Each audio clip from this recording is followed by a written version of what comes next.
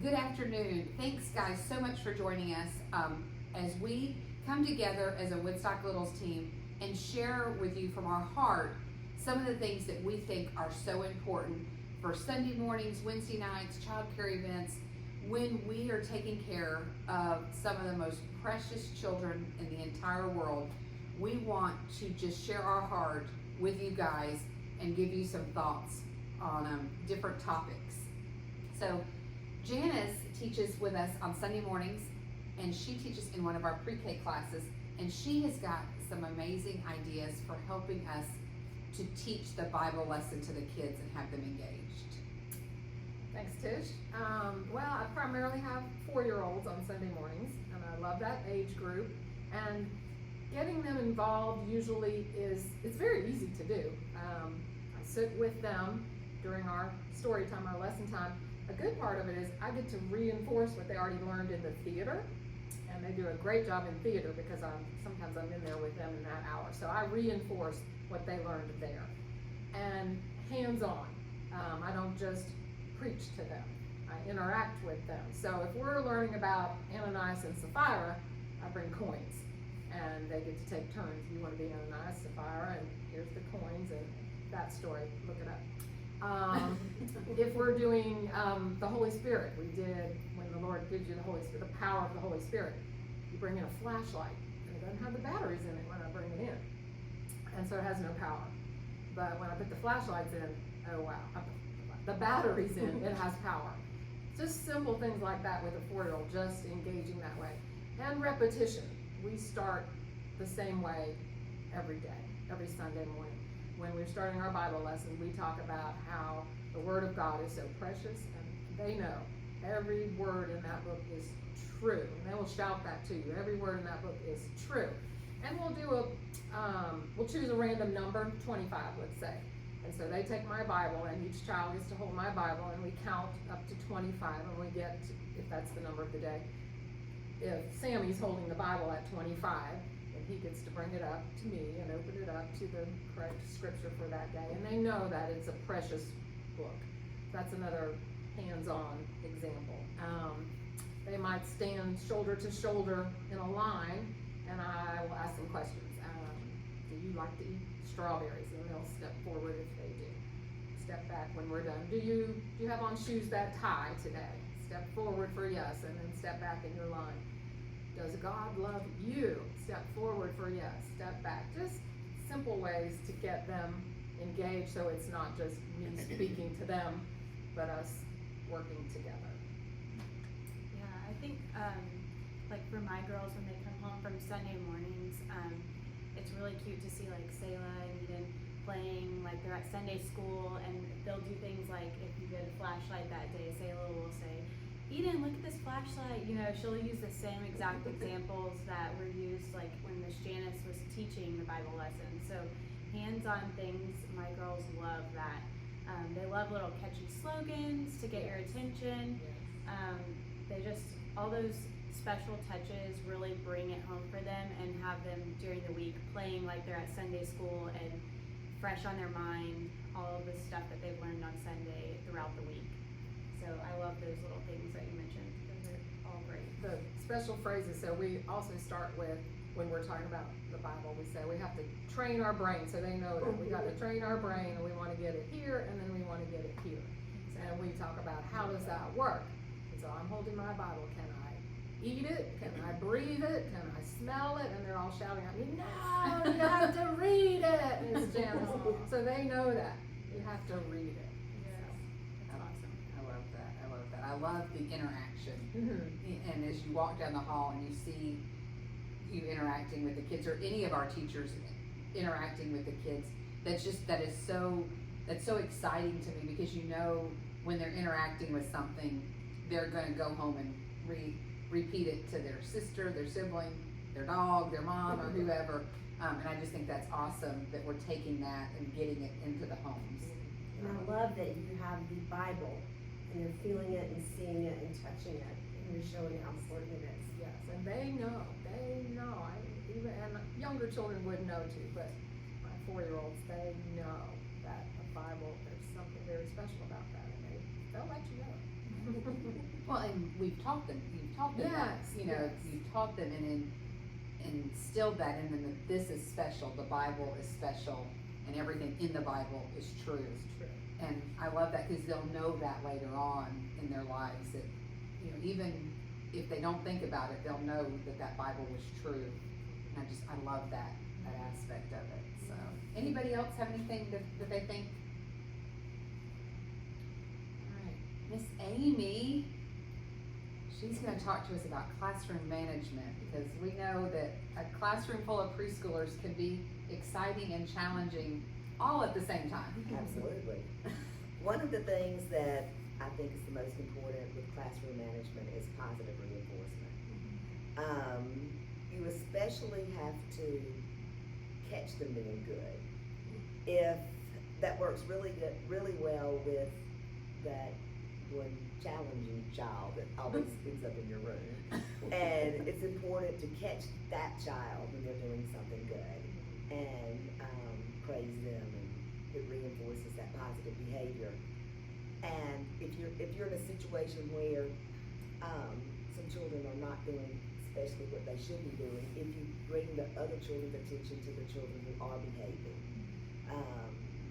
amazingly they will, start to do what you want them to do, so they're noticed too. Another thing that's important is a routine. The children seem to thrive in structure.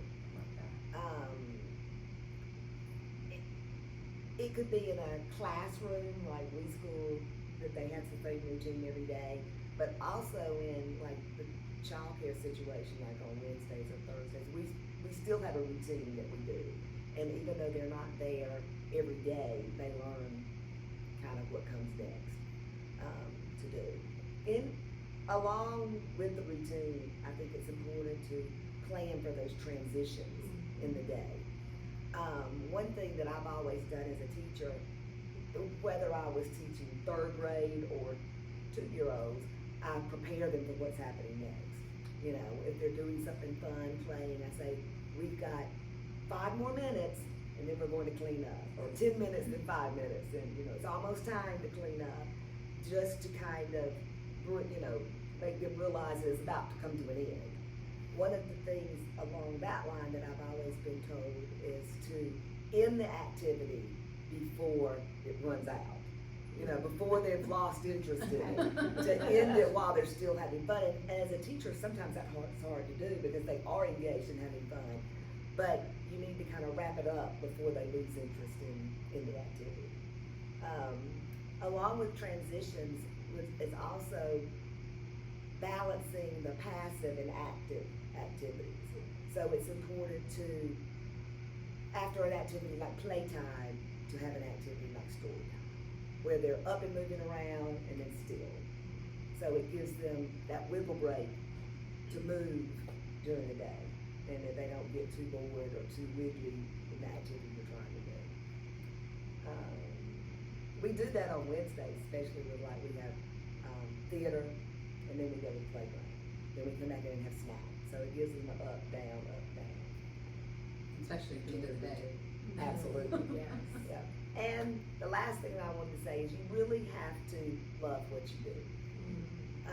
Children seem to model and emulate what you're doing, and if you're in there having fun and a good time, the children will do so also.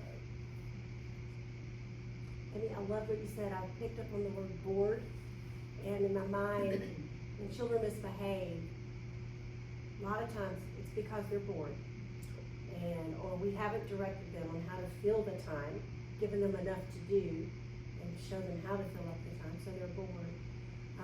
Or they haven't gotten any positive attention, they're just looking for some type of attention.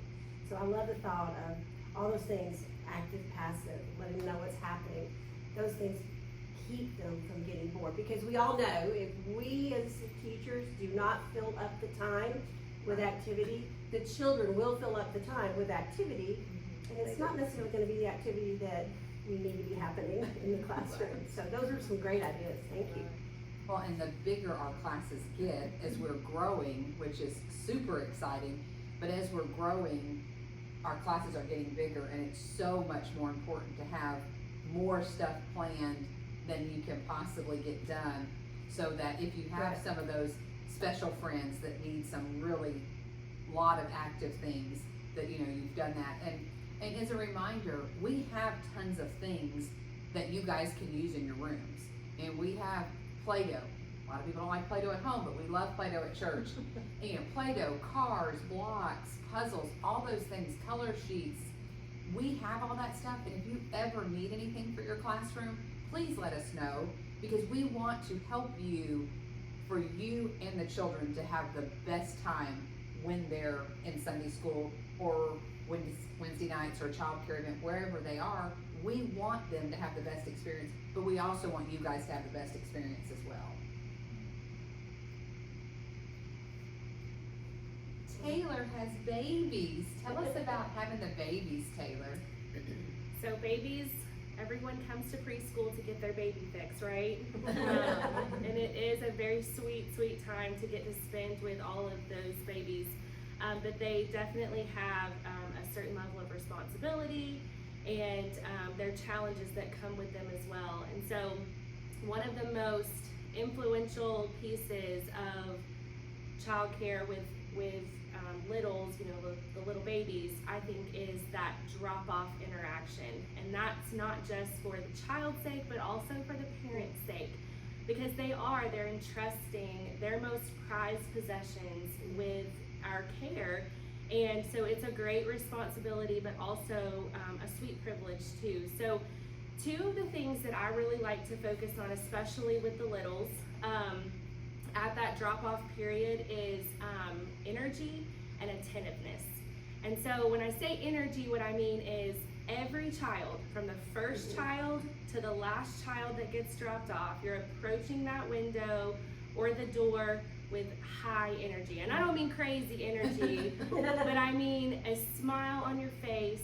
You're excited that they're there. The parent really feels that connection, that you are ready to love on their child like they're your own.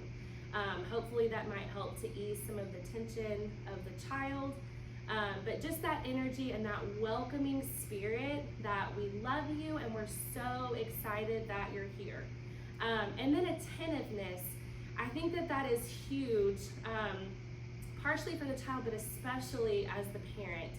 And it helps you as the child care worker or volunteer to be able to care for them in the best way possible, I think. But really giving as much attention. I know you probably have a lot going on in the room if we're halfway through drop-off, but really taking the time and effort to give a lot of your attention to that moment.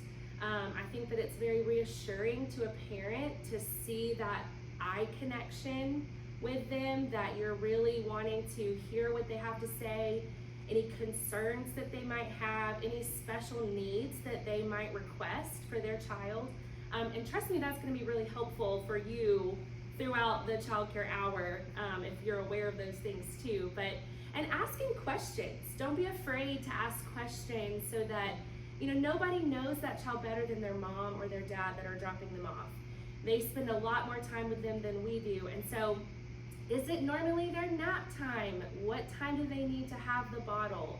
Do they like their bottle warm or chilled? I mean, there's different things that can make the hour a lot easier for you as the volunteer, for the child, but also just lets the parent know, listen, we're here to serve you and your families, and we want to do that to the best of our abilities.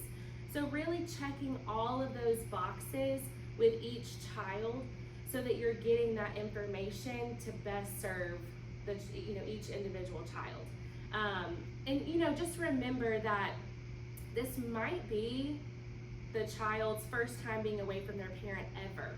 Or again, that parent's first time dropping their child off and being separated from them.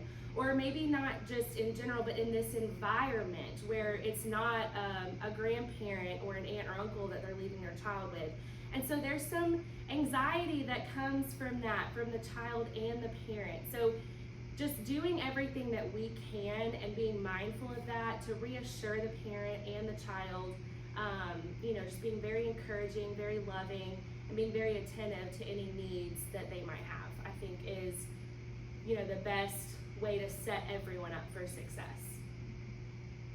So good. It is good. I think Taylor described it well in that it's not just the child, it's the parents. It's both. And so consider the needs of both and be sensitive. If your child's screaming their head off and you're trying to drop them off, then the parent, I know my daughter would be bawling because when she's trying to drop her child off and they're screaming. So if I'm the volunteer at the window, I'm gonna open the door. I'm gonna be ready to receive when they're ready to give. Sometimes they need to hold them a little bit longer, and that's okay. But to reassure the parent that I got your phone number right here. If we have a problem, I will definitely reach out. And then if they give me some instructions, I jot it down because I'm gonna forget what they said. So jot down what they said if it's not written there on their diaper bag or something like that. If it's an older child, because sometimes a 2 or 3 or 4-year-old can be screaming their head off when they get dropped off. Open the door, reassure the parents, say, oh, Sally, I love your shoes. You have on Mickey Mouse shoes, or you have whatever. Just try to choose something that might engage the child and make them want to come in. Or if Johnny has a fire truck on his shirt, oh, I have some fire trucks in here. Come see these with me, some cool fire trucks. And then I think something else that's really important is when they come to pick the child up. I try to find something positive to say, and mine are older that I'm working with, with an infant. You say, oh, they were so sweet today, we enjoyed them, but an older child, and I'm not making things up, but, if the child was so sweet to their friend or apologetic when something happened or they were so obedient today, parents really love to get some positive reinforcement. It's so easy to give them negative, and I don't do that. It's, they were not so great all day long, and I just don't say anything. Here's Johnny, okay. When they're, oh, Johnny was so good today, on the playground. He shared with his friends, so that's the other side of it. I like what you said about that because we can tend to think it's our job, somehow our responsibility to tell parents their child misbehaved, and there's a fine line there. That's what our coordinators and staff are for on Sunday, to help you in that area. So let them know if you've got an issue. But sometimes a parent can dread coming through the door because they know I'm going to hear a negative statement. And they don't need that. Because every child has value and every child has positives, and every child and adult and person has positives and negatives. And so that interaction at the door, that's the only moments we get with those parents. And I think they're vital. They're vital. And a lot of times, that parent is not the only parent standing at the door. Right. Good And point. Good so, Being the only sensitive. thing you want to be saying are positive things. And like Janice said, if there's really nothing positive, then just, we're glad you were here. Yes. Can't wait to see you next week. But leaving the negative out at the door, because I know probably we could all speak from the fact that we don't want to hear we would not want to hear something negative about our child in front of another parent. That would be devastating.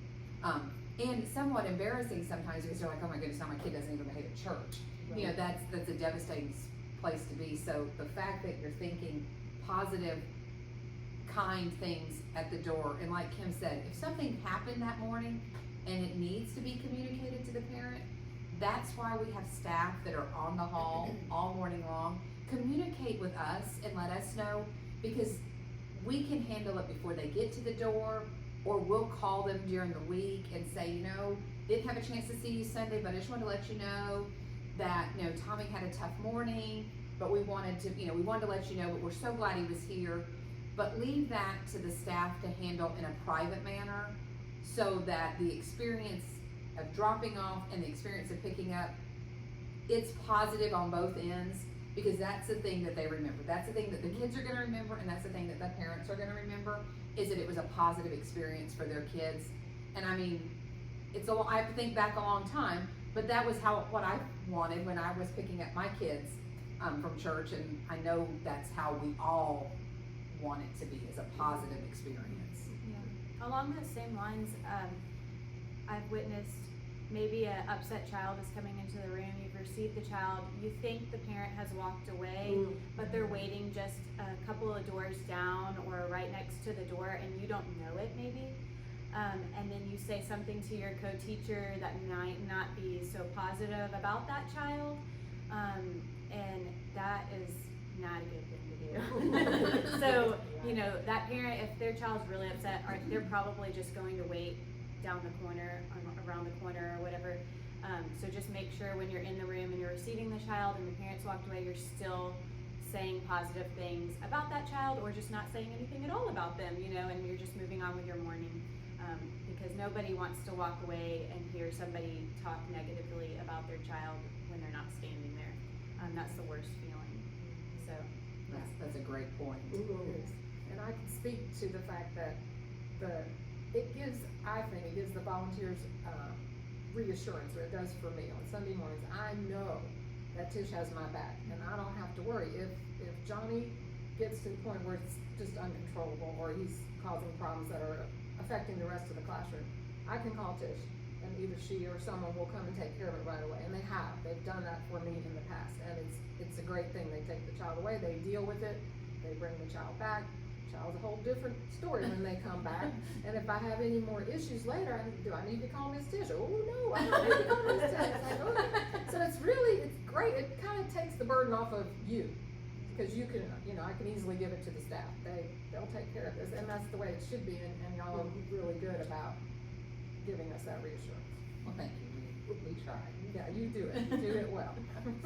Well, Hannah is our young mom on our panel today. You have young children. So talk to us a little bit from the perspective as a mom, dropping off your kids, and what we do at the door, how that makes you feel, and how that makes you feel, and what you feel like after you drop them off. yeah, so when I was on maternity leave with my last baby,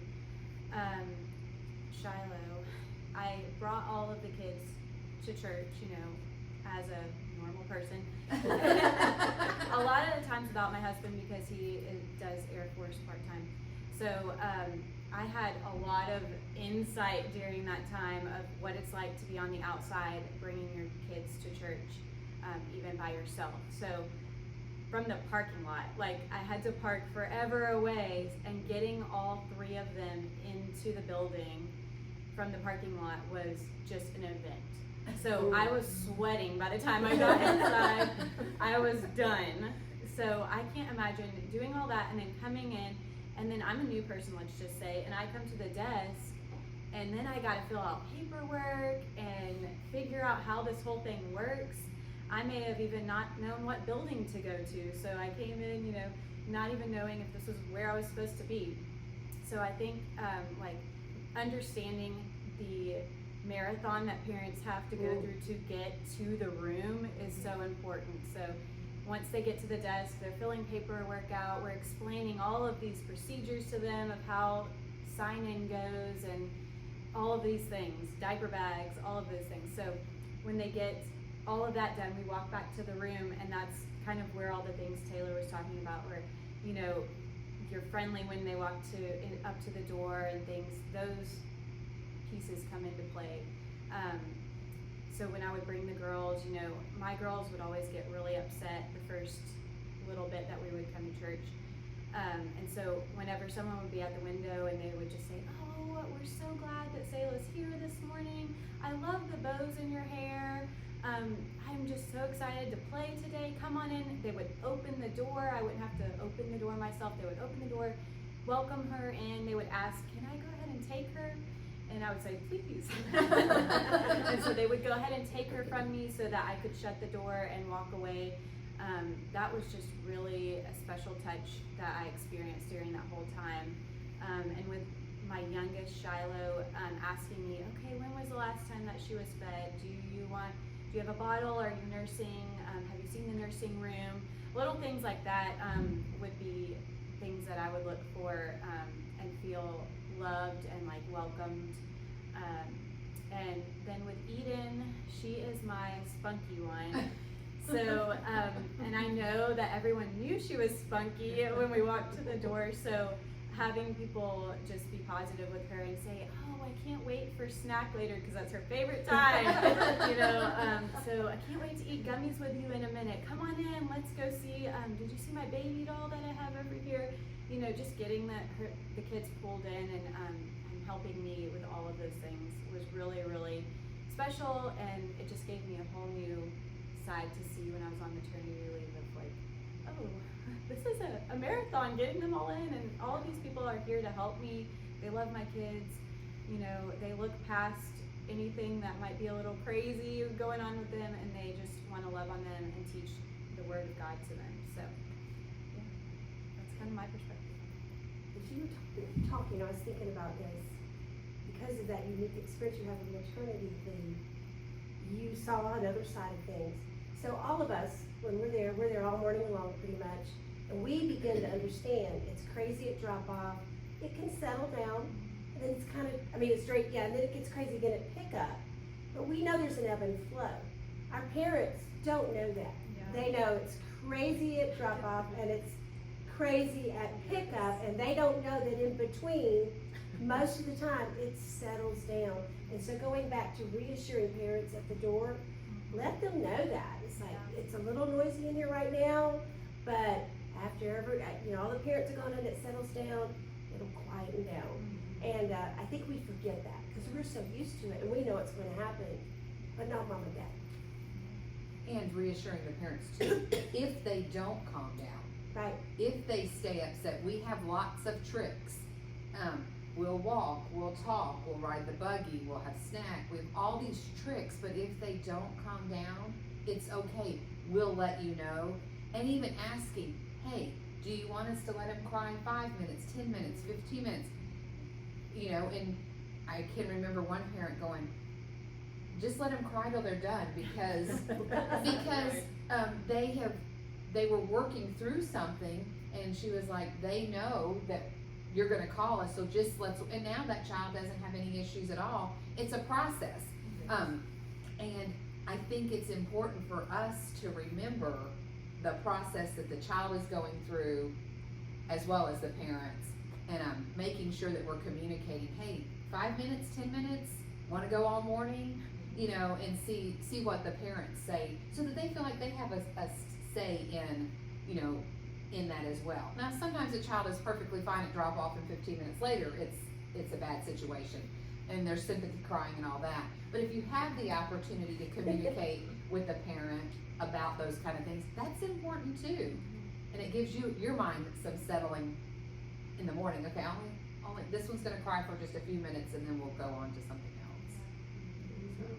And I think it is important that the parents know that we'll kind of do what they want. Yes, it's not fun to be in there an hour and a half with the child screaming the entire time, but we're willing to do that in order for the child to get accustomed to us. And if it's happening week after week after week, then obviously there must be some kind of issue. But your volunteers, we need to make it clear it's okay. But if you want me to call you, I can. Right. So just communication. Right. Exactly. And we never know, like Hannah even commented, we don't know what's happened before everybody gets to church on Sunday morning. Sunday morning can be one of the roughest mornings of the entire week on getting up and getting dressed and getting ready. And so we don't know what they've experienced or what they've had for breakfast or not had for breakfast when we get them. So you just have to keep those things in mind too, that we're not in utopia and everything has been perfect from the time they woke up that morning till the time they drop them off in our classrooms. I think just remembering your why too. Oh, I love that. Like what is our purpose of serving? We have a unique opportunity when we are serving in preschool to pour into the children and teach them about God's word, but we also have the unique privilege of being able to serve their parents as well so that they can have connection with other believers and they can be in corporate worship themselves as well. And so just remembering that, I'm there for a purpose. I'm serving the Lord. I am loving His children so that they can worship, so that they can learn more about Him. It kind of grounds you through the frustrating moments of childcare. that we're all gonna have, but it just helps you to remember what your purpose is and why you're even there in the first place, to kind of give you that sympathy or empathy and just the connection, I think, with the children and also with the parents too. It's very well said. Our daughter has 3 young children, similar in age to Hannah's, with a 4th on the way. And we were talking just recently, and she knows I do a lot of childcare, and she literally was very teary-eyed. She said, "Mom, you're just serving the families, these young parents. We need a break. We it's chaos at our house from Monday through Saturday." And so you're, older people to step in and serve is really a blessing, I think, to serve those families. That it's a tough stage of life, and I might not remember how it was 30 years ago, but I walked through those same things. But now to be able to give back is really a privilege. We had a parent this morning that picked up that mentioned the young adults night out. That Yes. she was looking forward to that, She did. and what a blessing it was to have somewhere to bring her, which reminded me my wife. Yeah, and Amy and I said, "Well, we'll see you then." And she perked up. She said, "Oh, well, y'all be here Saturday?" And we said, "We will." So she, I think, was like, "Oh, good," because it's her first time today. She said, was happy to know there'd be some familiar faces on Saturday. And she's like, "Was it good?" We're like, "Oh yeah, it's very well done. There's lots of children, Come on." Yeah, I echo that completely. I'm so grateful just for anyone who's willing to serve, no matter their age or circumstances. I'm grateful for anyone who's willing. And I, even though I do have small children still, in our family, that I have that interaction with day to day, I still love being able to fulfill what I believe the Lord has gifted me with, to serve His church in this capacity. But it is so wonderful to have people who, are older, that might not have small children, You can say it, that old people. I'm older and wiser and Seasons. That's the word. Yes. Season. yes, That's it. gifted, yes, years of experience, just to be willing to pour into our children, but you're also so much pouring into our lives as well when you do that, loving on our kids and helping us to raise them to know who the Lord is and what His Word says. You're coming alongside of us. So that partnership is just invaluable, especially in this society. So as a mom with younger kids, I definitely echo that your daughter said, that it is such a blessing to have. And I know my kids adore you guys. So they probably love you guys more than us. Well, that's because they have We gummies. have to. Yeah, That's true. gummies. Gummies do help, but we have to give that tough love sometimes, and y'all just get to love on them. So we're grateful. It takes a village. That saying is true. It takes a village. Absolutely, absolutely. I think to wrap things up, 3 things, I think, is those of you in the classrooms, first thing, you have to think like a child. What's that child feeling, seeing, sensing when they come into your presence and into that classroom? What's that classroom saying to them at their eye level, at the noise level? So think like a child. Think like a parent. What's that parent seeing in your presence, feeling in your presence? What do they need to hear from you?